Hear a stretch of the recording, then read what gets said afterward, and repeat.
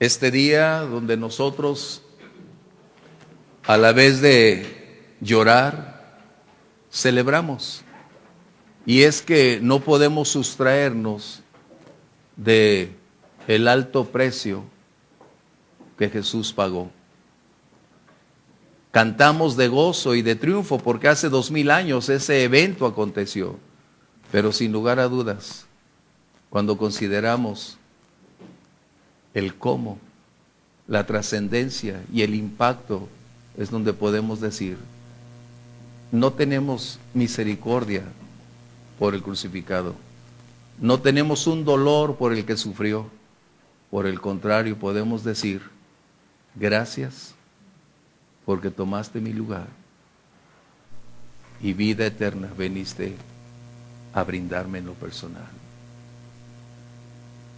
Aquellas mujeres estaban llorando cuando vieron a Jesús transitar, cuando su rostro desfigurado estaba, cuando todas las condiciones apuntaban hacia el final del destino.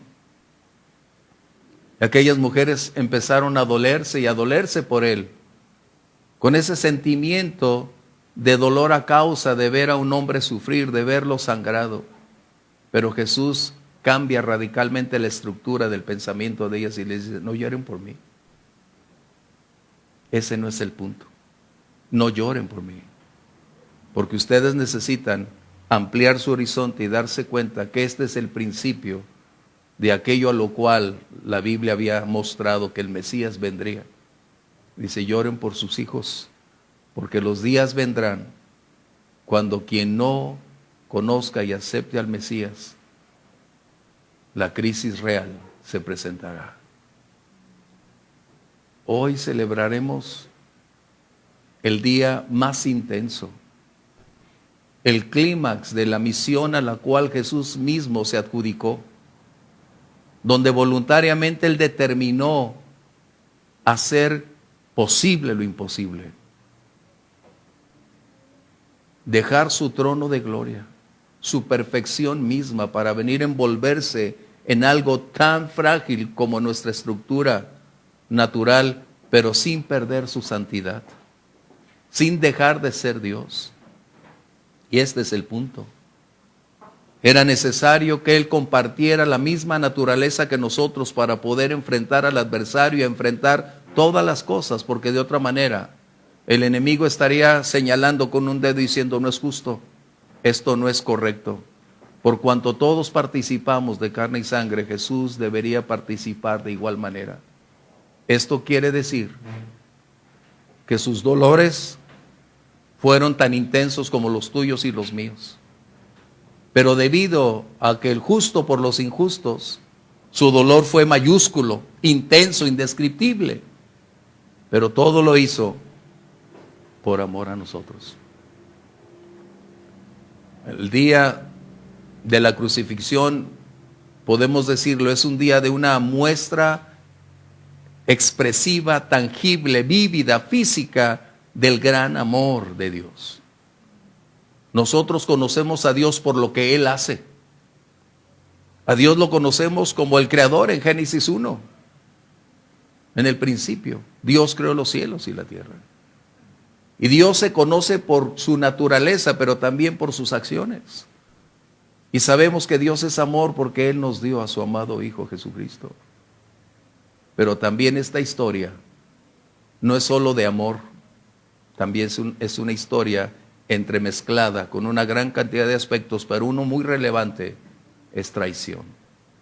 Así que por un lado tenemos una gran historia de entrega, de amor, pero tenemos también un contrapeso lleno de una traición enorme para propiciar que ese amor fuese exaltado antes de alguna descalificación. Jesús había cenado con los suyos, invirtió esas horas instruyendo y compartiéndoles, preparándolos para el escenario venidero. Sus discípulos desconocían el día y la hora, pero para Jesús todo estaba muy claro. Ningún evento estaba fuera de su control. Ninguna situación era ignorada por Él.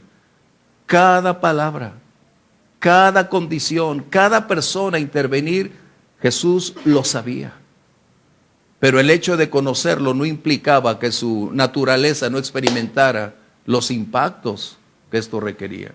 Porque su naturaleza, semejante a la tuya y a la mía, experimentaría todo cuanto es capaz esta fisiología de experimentar. Y Jesús llevó a sus discípulos al monte, sus últimas horas en comunión con el Padre. Qué lección tan grande para nosotros. En vez de ir a buscar a alguien más, su encuentro con el Padre Celestial es la fuente de fortaleza, la fuente de tener un sustento y de saber que podemos continuar adelante siempre y cuando nuestra comunión con el Padre. Y aquel hombre llamado Judas, recordarás, este hombre que en algún momento dado formó parte de su contingente, de quienes estaban a su servicio, esos 12, él estaba dentro de ese círculo y Jesús lo sabía. Mas permíteme decirte, nunca lo trató de una manera distorsionada. Hasta el último momento le dijo, ¿a qué has venido, amigo? Nunca cambió su condición, nunca. Y nos damos cuenta entonces que la última cena se había convertido en el momento cumbre, la antesala de ese día glorioso en el cual nosotros hoy podemos ver hacia la historia y decir gracias, Señor.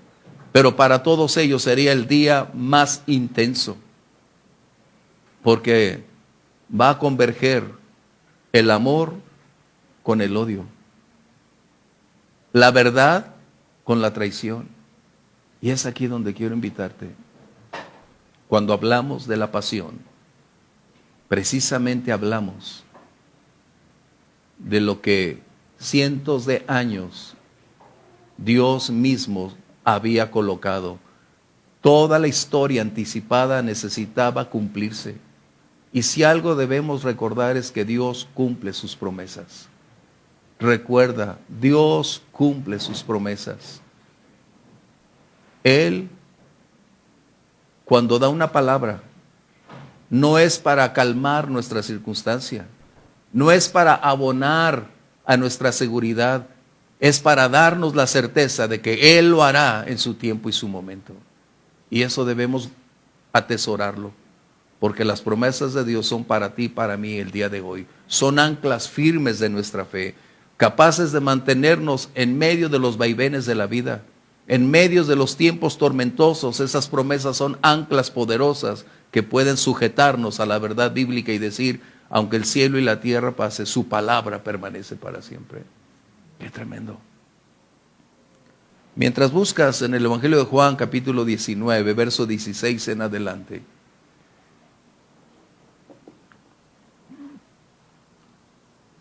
me agrada porque Juan, siguiendo la narrativa como he venido compartiendo acerca de Juan, Juan se enfoca en aspectos que los otros escritores no resaltan. Pero Juan hace un poco de énfasis sobre aspectos tan trascendentes que en solo 2 versos coloca una historia demasiado profunda e intensa, donde coloca esa pasión, pero a la vez nos traslada para ver un escenario con una gran cantidad de personas, de actores, incidiendo en el mismo evento, pero llevándonos a la parte central, a la figura gloriosa de Jesús. Esa noche estaba llena de eventos. Jesús había estado en el huerto y sabiendo que su hora había llegado, se anticipa para que quienes lo iban a buscar, Él dijo, ¿a quién? ¿Por quién han venido? Y Jesús, conociendo quién venía encabezando ese contingente, le dijo, ¿a qué has venido, amigo? Qué tremendo. Porque debo confesarte, No solamente Judas fue quien traicionó a la confianza de Jesús. Él había estado como íntimo de él. Por eso el salmista escribe: aquel que come conmigo me ha traicionado. Todos los eventos tenían que cumplirse. Judas no era quien estaba destinado. Ese es un error que a veces tenemos, pensar que él fue. Cualquiera pudo haber sido, como nosotros podemos en un momento dado traicionar esa confianza de Jesús. Pero Judas fue el principio de una serie de traiciones. ¿Quiénes más estaban involucrados? Permítame decirte, los líderes nacionales. Los líderes religiosos se habían vendido porque sus intereses eran distintos a los de Jesús. Jesús los había exhibido públicamente al decirles: ustedes han hecho de mi casa o de la casa del Padre una cueva de ladrones. Es algo que trasciende hasta el día de hoy. No podemos sustraernos.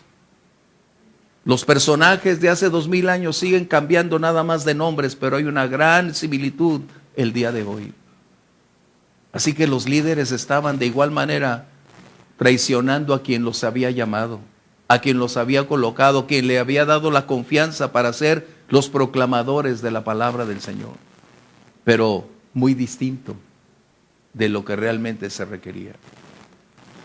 Otro segmento de esos traidores fueron el pueblo que había visto maravillas, que habían experimentado milagros, sanidades, quienes habían sido alimentados a lo largo del ministerio de Jesús. Se habían beneficiado de esa persona. Es más, lo querían hacer rey solo porque les había dado de comer. Pero cuando él se sustrajo porque no era compatible con el propósito y la misión a la cual fue llamado, lo abandonaron. No es la misma multitud la que estaba diciendo: Hosana al que viene en el nombre del Señor. Era una multitud distinta la que estaba diciendo después: crucifíquenlo, crucifíquenlo. El pueblo también traicionó a aquel a quien esperaban, a su Mesías. Pero hubo otro segmento, el segmento civil. Pilato, él fue avisado incluso por su propia esposa, Claudia, quien le dijo: no tengas nada que ver con la muerte de este hombre. Y ella agrega una palabra: con este justo. Pilato estaba dividido entre dos esferas, entre popularidad o entre hacer lo correcto. Pero fueron mayores sus intereses que escoger la verdad, a pesar de la advertencia divina que no debería tener nada que ver. Traicionó la verdad y se traicionó a sí mismo.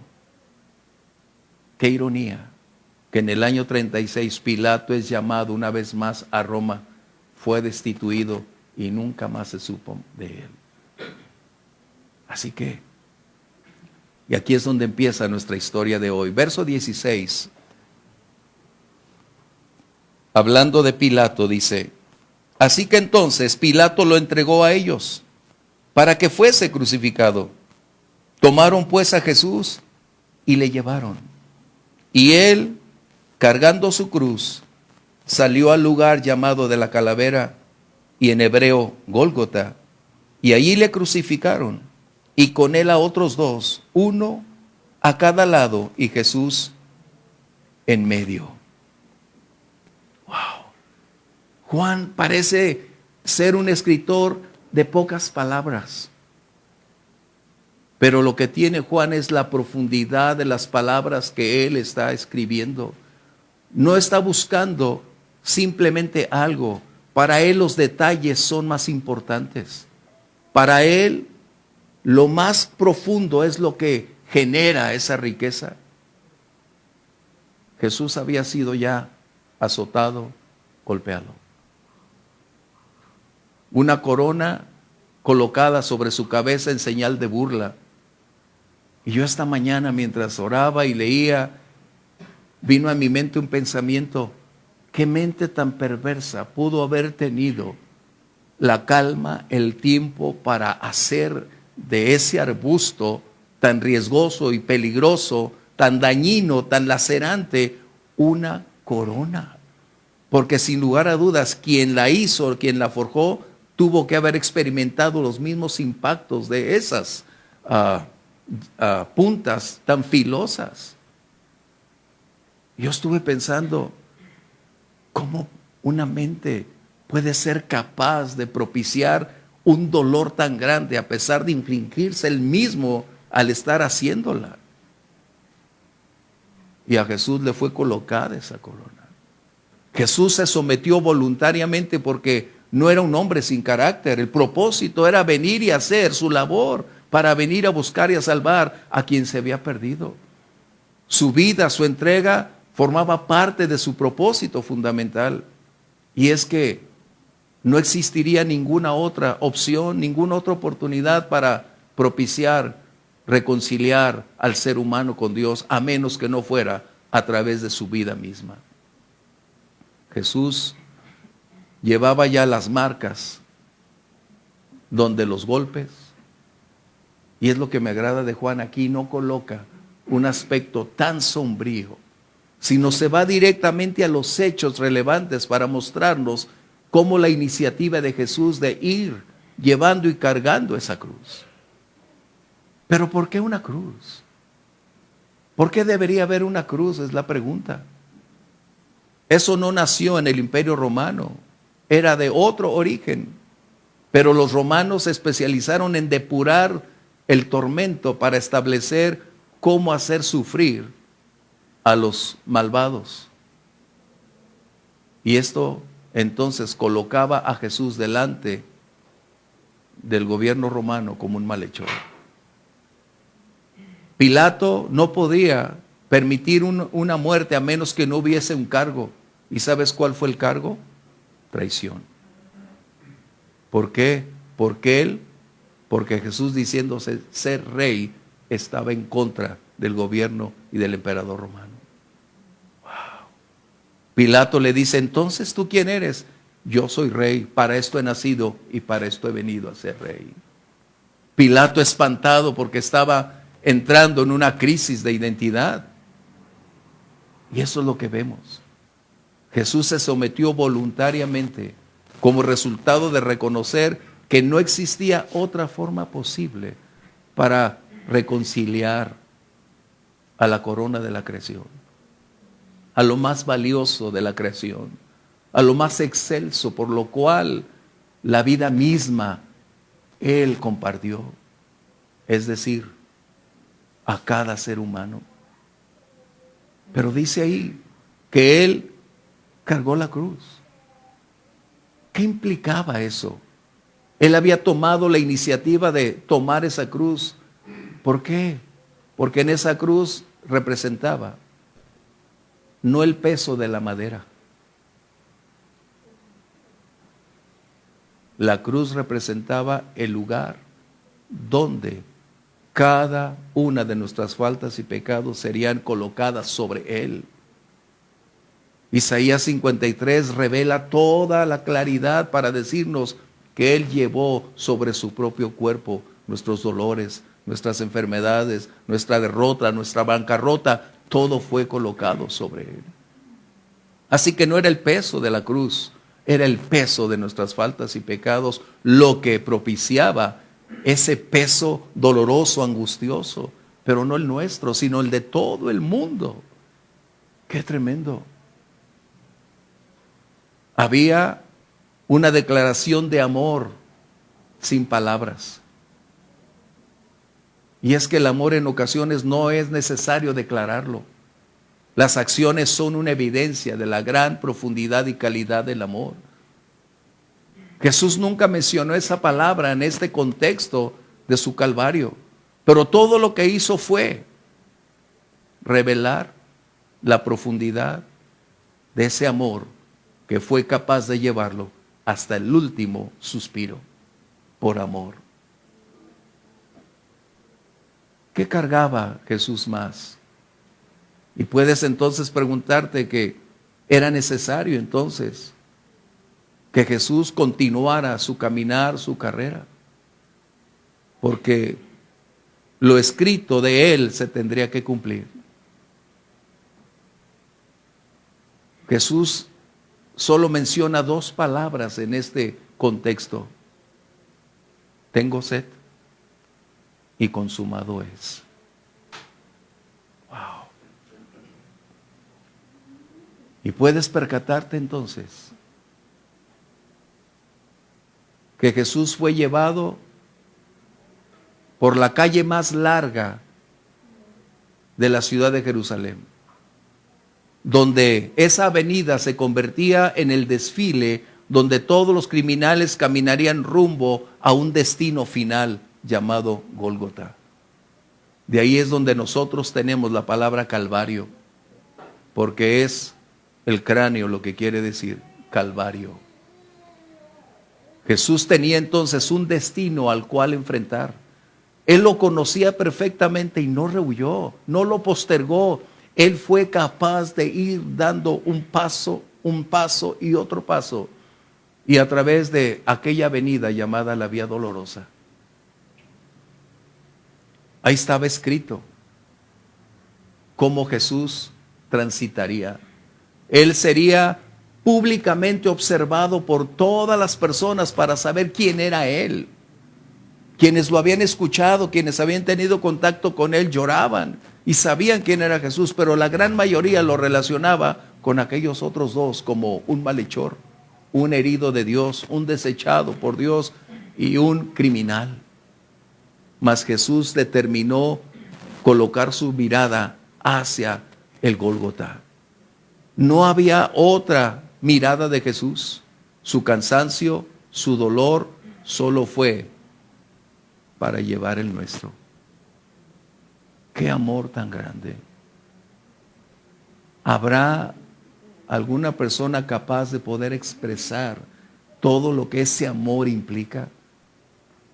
Yo he escuchado a grandes predicadores, a grandes poetas escribir, pero aún en su habilidad de plasmar la grandeza se han quedado cortos, porque el sacrificio, el peso de Jesús es más allá de nuestra comprensión, es indescriptible.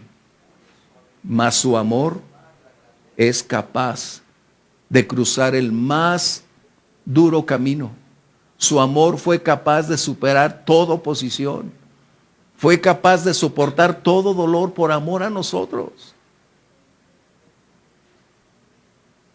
No había nadie más.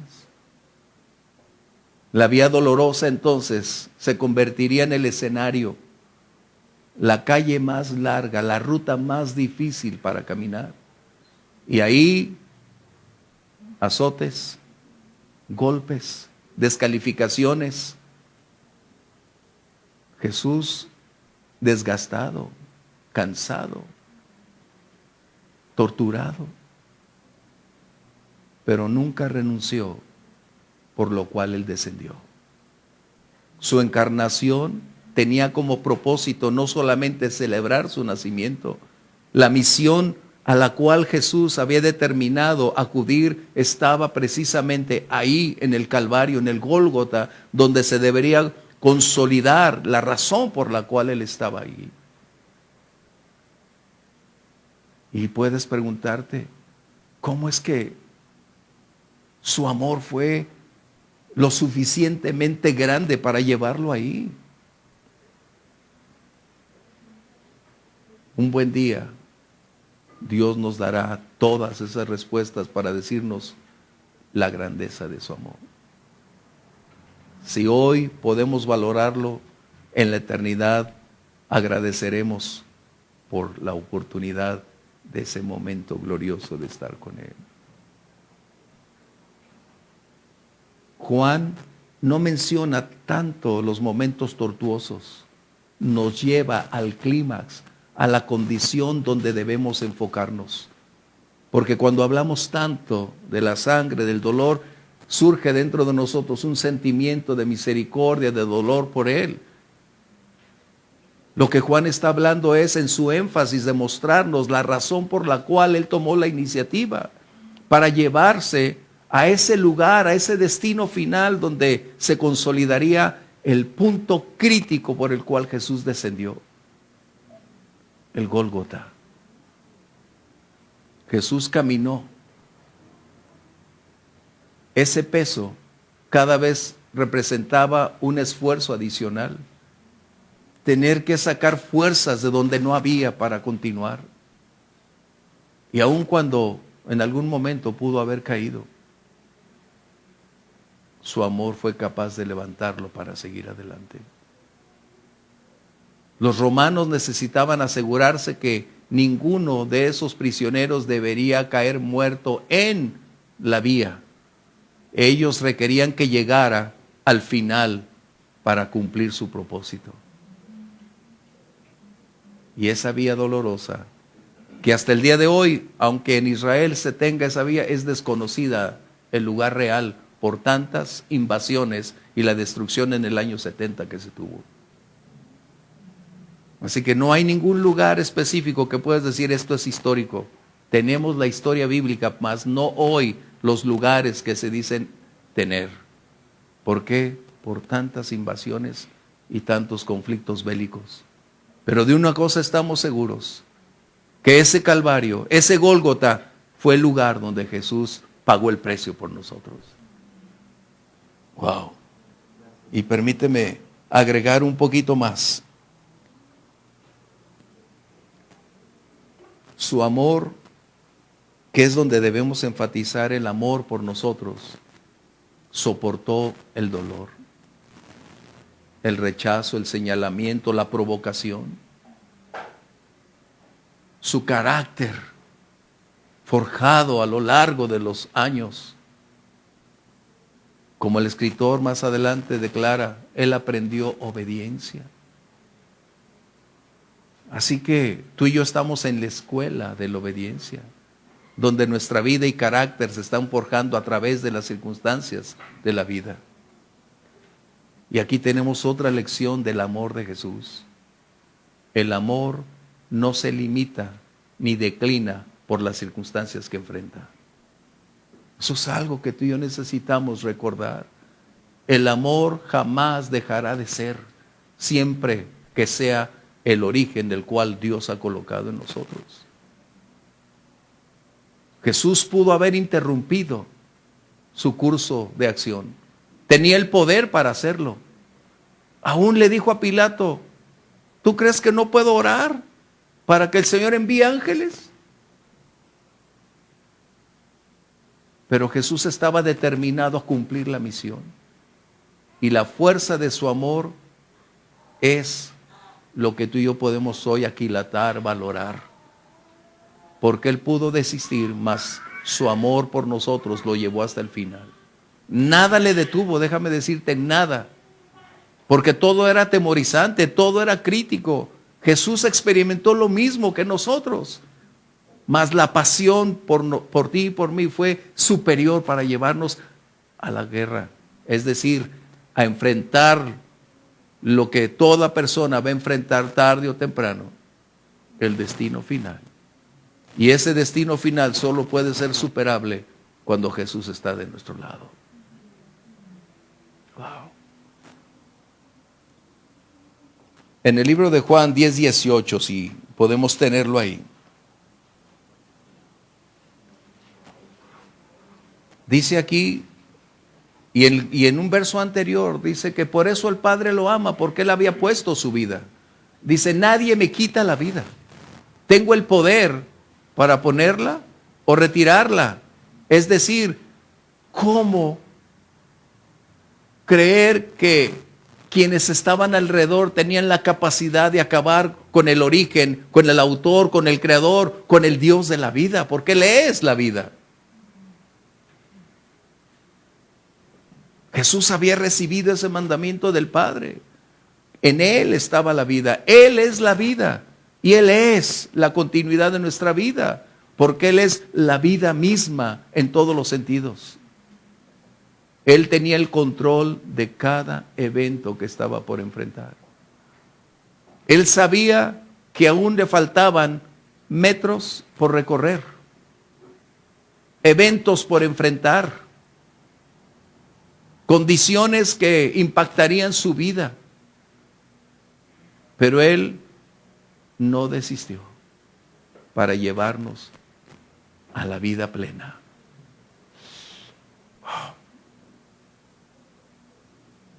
Esta mañana yo estaba meditando cómo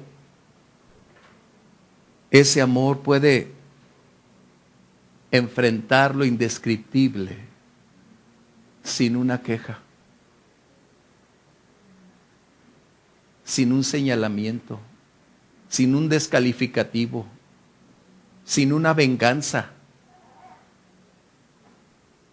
sin nada que pudiera empañar a ese amor seguir manifestándose intensamente.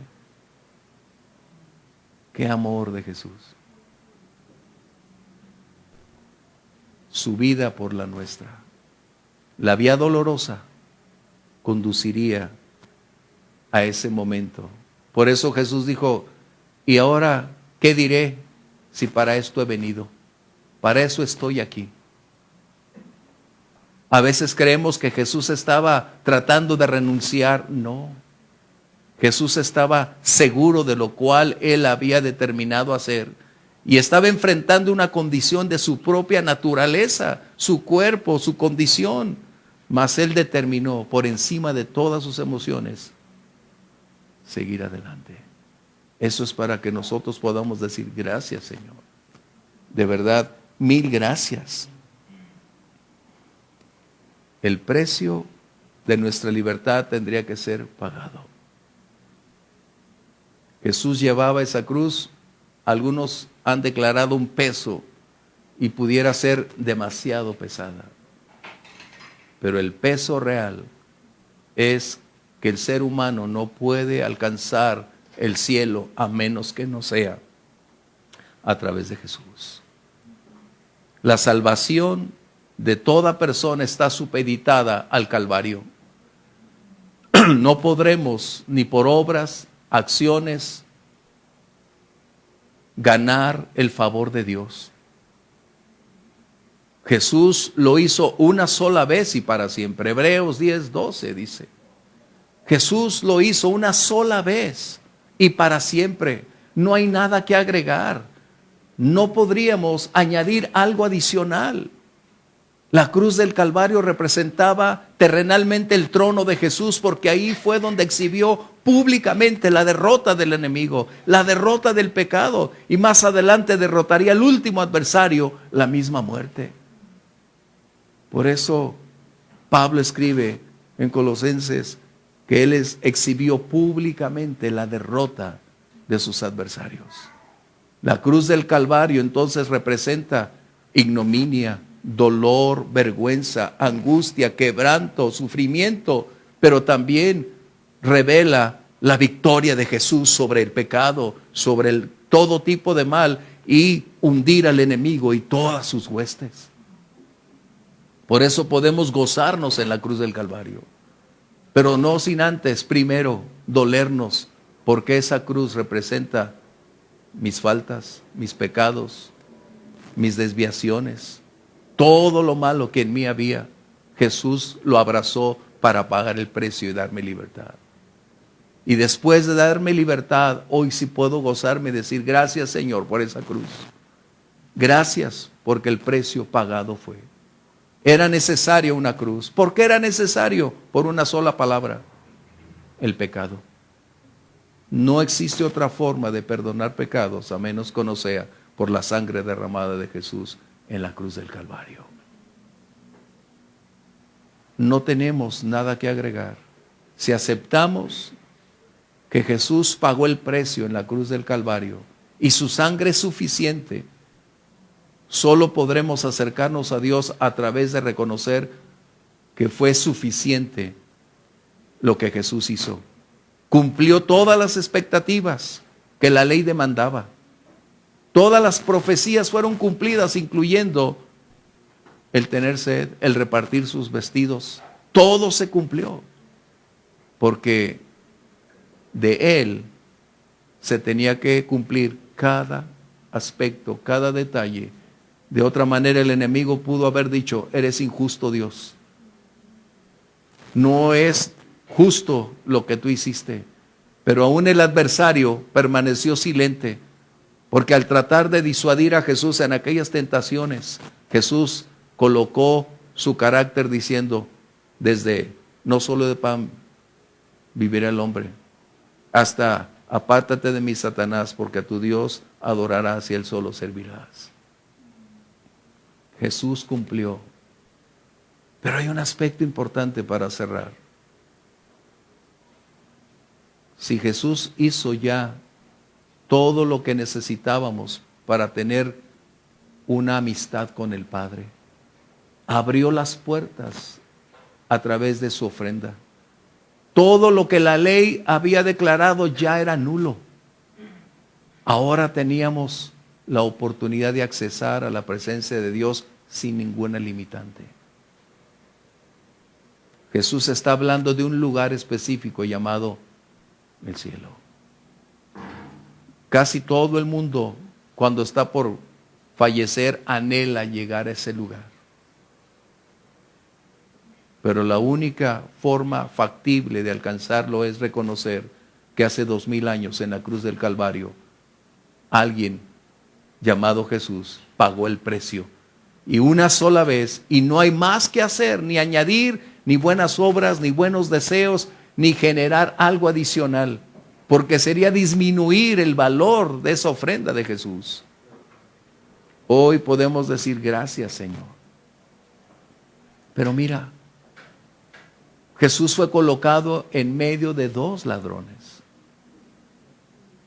Todo indicaría que fuera para señalarlo como un malvado, un criminal. Pero solo esto daría como resultado que Jesús vino a buscar y a salvar a los que se habían perdido. Jesús, en medio de esos dos, fue la oportunidad para que uno se salvara y el otro decidiera no hacerlo. Aquel hombre dijo, acuérdate de mí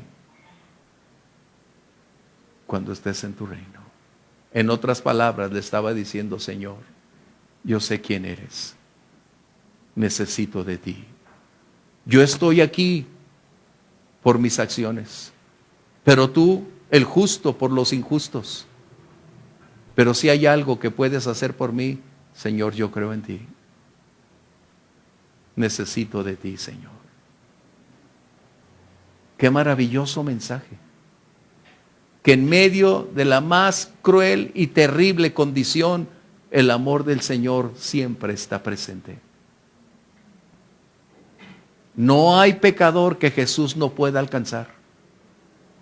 No hay falta tan profunda que Dios no pueda perdonar. No existe persona tan malvada que Dios no pueda cambiar. Esa es la gran muestra del amor de Dios. Todos merecíamos un castigo eterno. Todos estábamos supeditados a un destino definido, lejos del Señor. Pero en Jesús las barreras se derribaron. Las demandas de la ley se cumplieron. El Padre por un instante cerró sus ojos, porque era imposible ver a su Hijo experimentar esa crueldad y ese dolor, cuando Él, el Santo de Israel, nada tenía que ver con eso. Pero agregamos, Jesús es a quien tú y yo podemos reconocer. No hay nadie más. No existe ningún personaje histórico, pasado o actual. Jesús es quien pagó el precio por ti y por mí.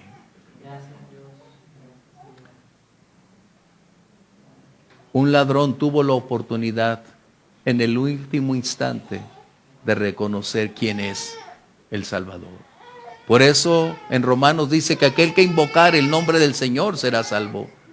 Es decir, que aún en el último instante de la vida de una persona, cuando sea capaz de reconocer su pecado, su necesidad espiritual y reconocer que Jesús es el Señor, acceso al mismo cielo tendrá. Jesús le dijo, hoy estarás conmigo en el paraíso. Y tú y yo hoy vivimos ya esa riqueza maravillosa. No tenemos que cerrar nuestros ojos físicos para disfrutar de su salvación, porque tú y yo hoy disfrutamos y tenemos salvación. Hoy tú y yo disfrutamos de ese pago en la cruz del Calvario y libres somos.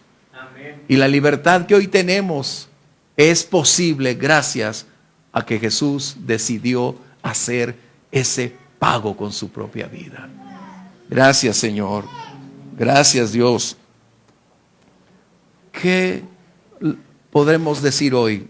Solo dos cosas. Uno, es aceptar que si mi vida no es transformada por el poder de Dios, necesito un Salvador. Y ese Salvador es Jesús. Hoy es el momento para algunos de escuchar el mensaje de salvación y decir, solo tú, Señor. Pero para ti y para mí, que conocemos al Señor, es para refrendar nuestro compromiso de caminar con Él. No solo de la gratitud que inunde nuestra vida, sino cada día rendirnos a su voluntad y decir, Señor, cada día quiero caminar en tu voluntad y hacer de tu voluntad la mía, Señor. Podemos ser sentimentales con este evento, pero el sentimiento se desvanece en unos días más. Pero una firme convicción se va cada día haciéndose más sólida, más fuerte, para darle lo mejor de nuestra vida a Jesús. La cruz del Calvario es un permanente recordatorio de que fue pagado un alto precio por nuestra salvación. La cruz entonces no es algo que traigamos como un símbolo permanente colgado al pecho. Ese fue el lugar más doloroso que el mismo Padre Celestial volteó su rostro para no tener una mirada sobre él. Pero a la vez, en esa cruz deben ser nuestras victorias. En esa cruz debe ser nuestro gozo de ver a nuestras familias venir a los pies de Jesús, de ver a nuestros vecinos caminar con Cristo, de ver a las personas a nuestro alrededor reconociendo que Jesús es el Salvador del mundo. Ese debe ser nuestro gozo en la cruz del Calvario. Y agradecidos porque hoy tenemos una vida que nunca terminará.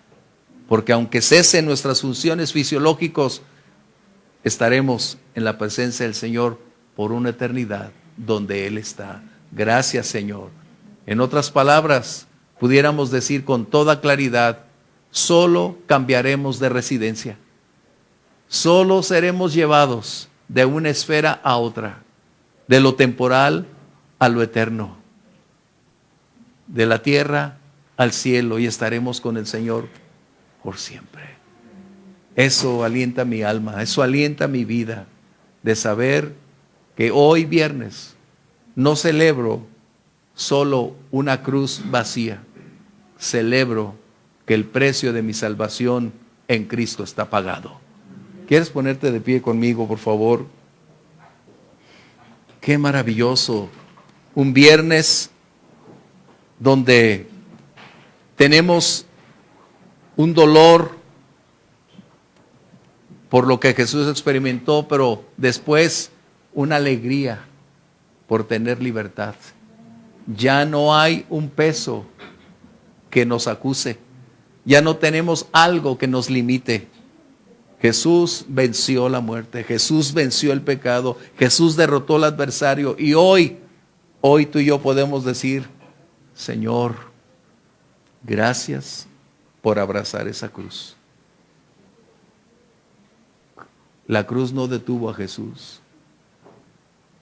Él sostenía esa cruz porque era el lugar donde tenía que hacerse la lucha y la victoria. Y hoy podemos decir, gracias, Señor. Cierra tus ojos Y hay dentro de ti gratitud.